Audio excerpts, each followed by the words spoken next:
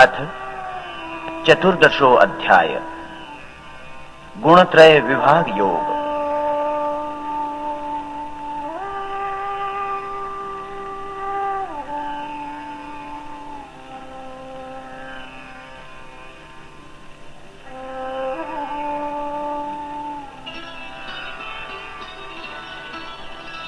परं भूयः प्रवक्ष्यामि ज्ञानानां ज्ञानमुत्तमम् यज्ञात्वा मुनयः सर्वे परां सिद्धिमितो गताः।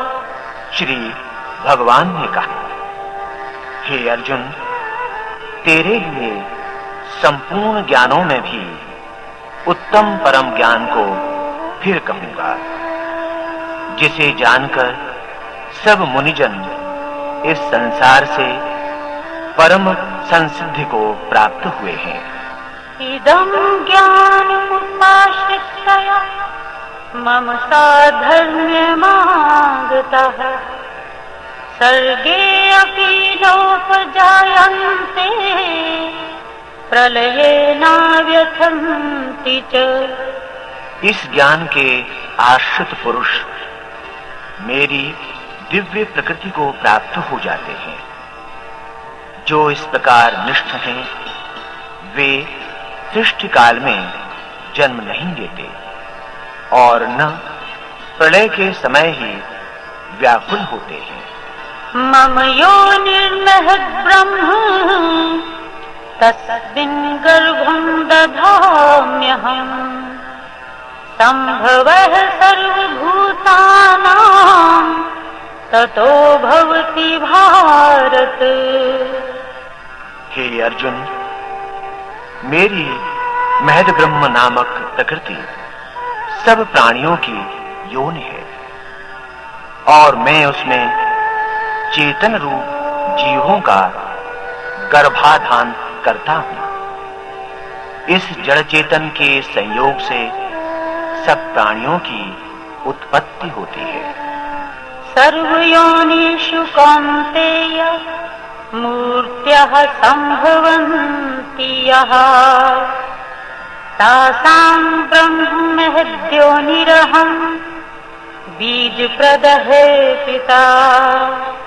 हे अर्जुन, सब प्रकार की योनियों में जितने भी शरीर उत्पन्न होते हैं, उन सब की महद ब्रह्म प्रकृति तो उत्पत्ति का स्थान अर्थात माता है और मैं बीज का गर्भाधान करने वाला पिता हूं। सत्त्वं रजस्तम इति गुणाः प्रकृति संभवाः निभ्यनन्ति महाबाहो देहे देहिनम् अव्ययम्।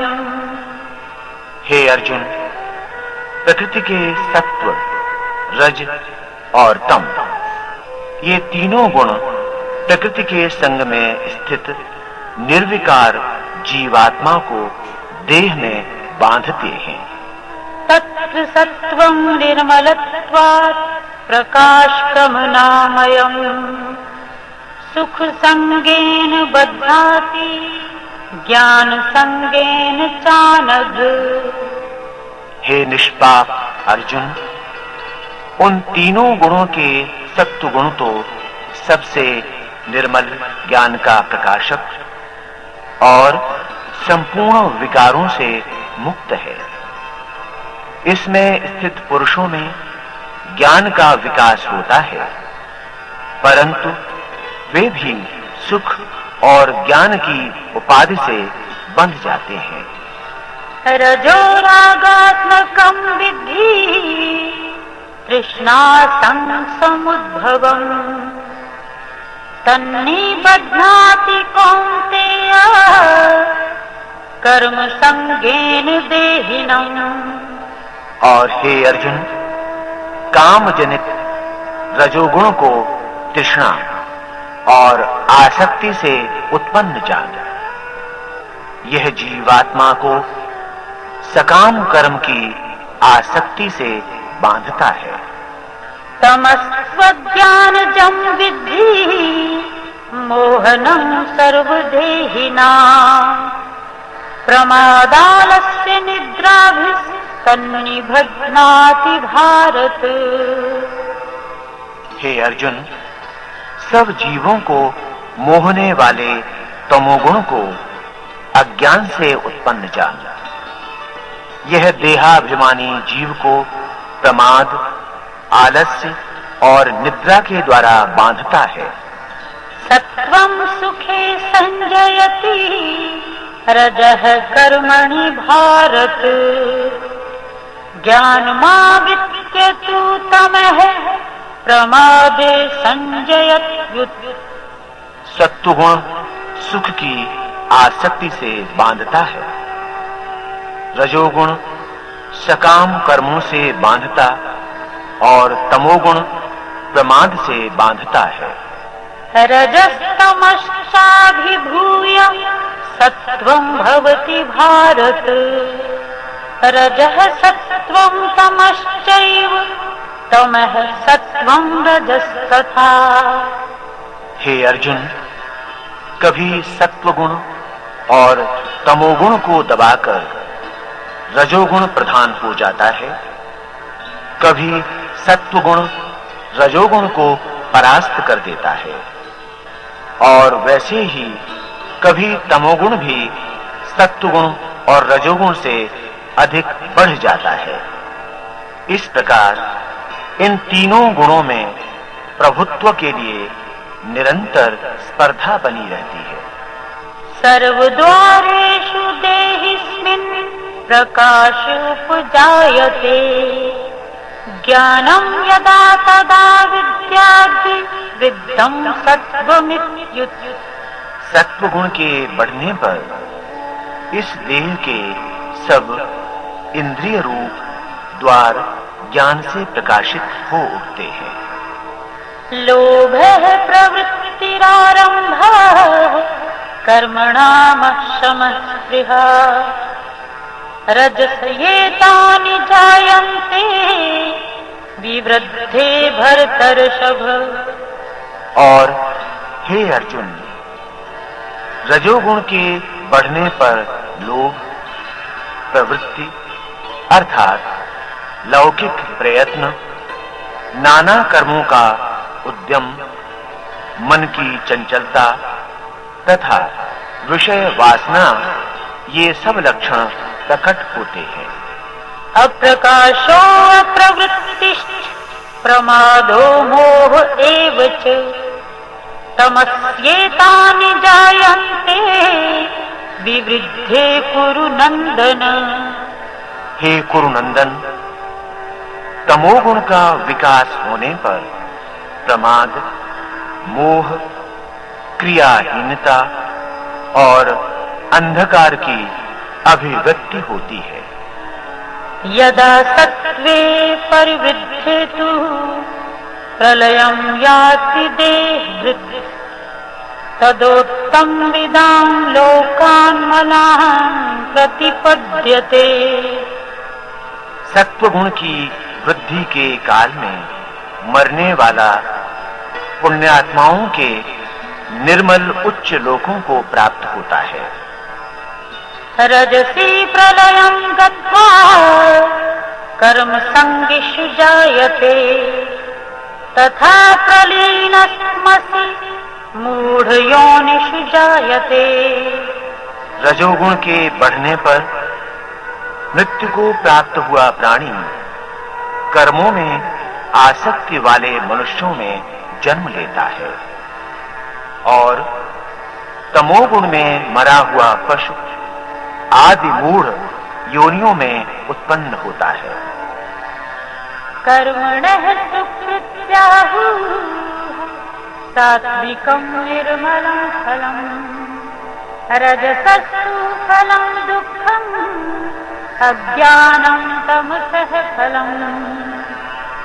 सात्विक कर्म से अंतःकरण की शुद्धि होती है, राजस कर्म का फल दुख है और तामस कर्म से अज्ञान की प्राप्ति होती है। सत्त्वात् संजायते ज्ञानम् रजसो लोभ एव च प्रमाद मोहो तमसो भवतो अज्ञानमेव च। सत्व गुण से सच्चा ज्ञान बढ़ता है, रजोगुण से लोभ होता है और तमोगुण से प्रमाद, मोह और अज्ञान की उत्पत्ति होती है। ऊर्ध्वं गच्छन्ति सत्त्वस्था मध्ये तिष्ठन्ति राजसः जघन्ये गुणवृत्तिस्था अधो गच्छन्ति तामसः। सत्वगुणी पुरुष स्वर्ग आदि उच्च लोकों को जाते हैं, रजोगुणी पृथ्वी मनुष्य लोक में ही रहते हैं और तमोगुणी प्राणी नरकों में गिरते हैं। नान्यं गुणेभ्यः कर्तारं यदा दृष्टानुपश्यति गुणेभ्यश्च परं वेत्ति मद्भावं सोऽधिगच्छति। जिस काल में तू सब कर्मों में तीनों गुणों के अतिरिक्त किसी दूसरे को करता नहीं देखेगा और परमेश्वर को इन गुणों से परे देखेगा, उस समय मेरी परा प्रकृति को प्राप्त होगा। गुणानेतान्तीत्य त्रीन् देहि देह समुद्भवान् जन्म मृत्यु जरा दुःखे विमुक्तो अमृतमश्नुते। देह की उत्पत्ति के कारण रूप तीनों गुणों का उल्लंघन करके जन्म, मृत्यु, वृद्धावस्था और सब दुखों से मुक्त हुआ जीवात्मा इसी जीवन में अमृत को प्राप्त हो जाता है। कैलिंग स्त्रीन् गुणानेतान्तीतो भवति प्रभो किमाचारः कथं चैतान् स्त्रीन् गुणान् अतिवर्तते। अर्जुन ने जिज्ञासा की, हे प्रभु, इन तीनों गुणों से अतीत पुरुष किन लक्षणों से जाना जाता है, उसका आचरण किस प्रकार होता है तथा किस साधन के द्वारा वह इन गुणों से मुक्ति लाभ करता है।